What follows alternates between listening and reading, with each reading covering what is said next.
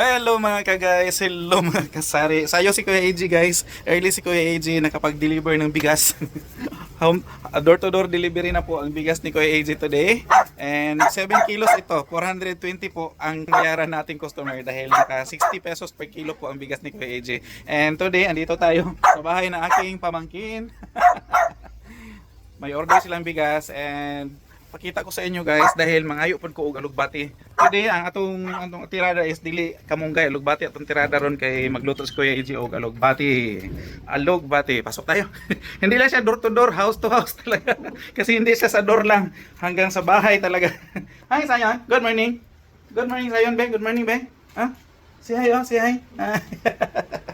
This is yun nag laro habang kumakain. So, mangwa tayo ng alugbati guys. Hiram ako gunting. Actually, ang bahay ng pamangkin ko is nasa unahan lang din, sa katabing subdivision lang din namin guys. And, so may dala tayong bigas at saka may isa pa palang product si Kuya AJ. May pa-avail din tayo guys kasi may mga kit akong dala. Ito, ibenta ito na aking pamangkin. May baby doon. Ay, baby Zion. Baka magtaka kayo guys, mga Sayon lot baby nila dito. Sayon 1 and Sayon 2.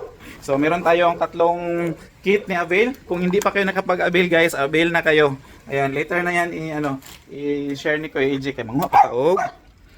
Alugbati. So, meron sila ditong tanglad. Ayan, may tanglad sila. Tanglad, lemongrass, and meron sila maraming kalamunggay. Manguha din pala si Kuya AJ ng malunggay guys. Kasi si Kuya AJ is walang mataniman na malunggay sa bahay. Puro na doon, puro simento na. So ito yung alugbati nila guys. Oh. Yun yung alugbati nila, nasa gilid lang ng pader. Alugbati.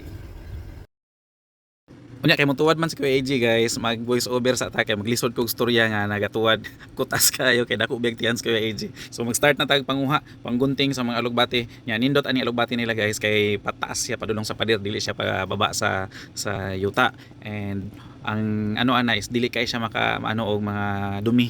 So ligtas siya sa mga dumi kasi nasa nasa pataas siya sa pader na gumagapang. Yun ang kagandahan sa alugbati guys, kasi pag mo siya itanim mo siya, lalot may siya, may katayan sa Bisaya, yung doon siya gagapang, mas pinaka maganda yung ganon na gagawin ng mag-garden.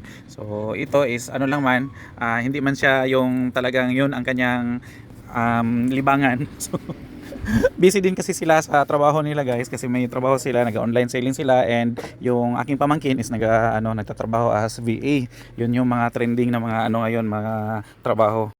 At dahil may namili, naputol si Kuya AJ. Nawala yung aking voice over kasi hindi ko na mabalikan. Ayan, tuloy tayo guys sa sa pamunguha ng alugbati. Ang sarap nito guys. Alugbati is ginugulay ni Kuya AJ, ginigisa ni Kuya AJ sa oyster sauce, sa mga panakot, and walang laman, walang nilalagay na isda or any karne na pang sahog.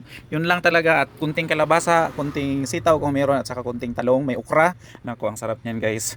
Yun yung kinakain ni Kuya AJ. Partner in crimes talaga kami ni Ate Ian ninyo, ni Mami Ian, na matatakaw sa gulay, kasi gulay is life talaga si Kuya AJ at si Mami Iya. Hindi kami mabuhay kung wala yung gulay.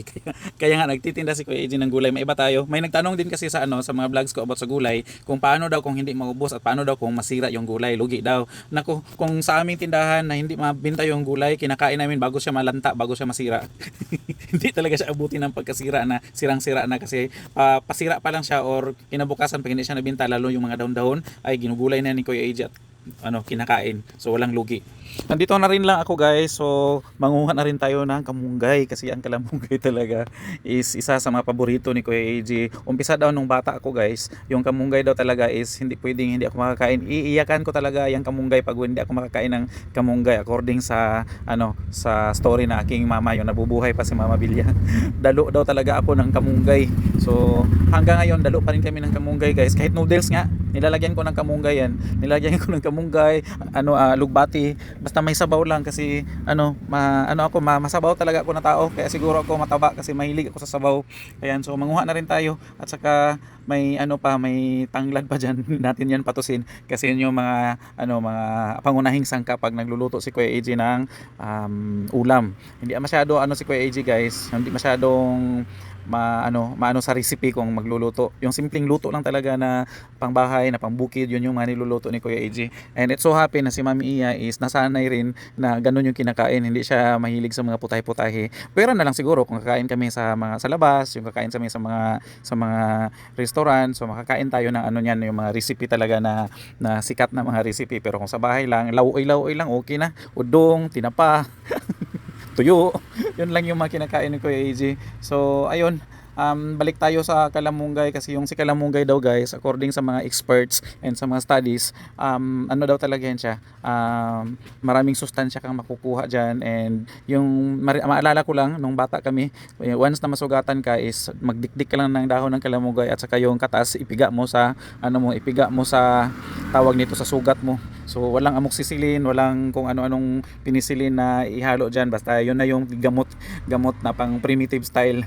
So ayun, magsasalita si Kuya AJ. Oo, asa. Meron na din tayo kalamunggay. Pinatos na natin lahat guys, kalamunggay at saka lugbati. Pasok ko muna doon sa sakyan.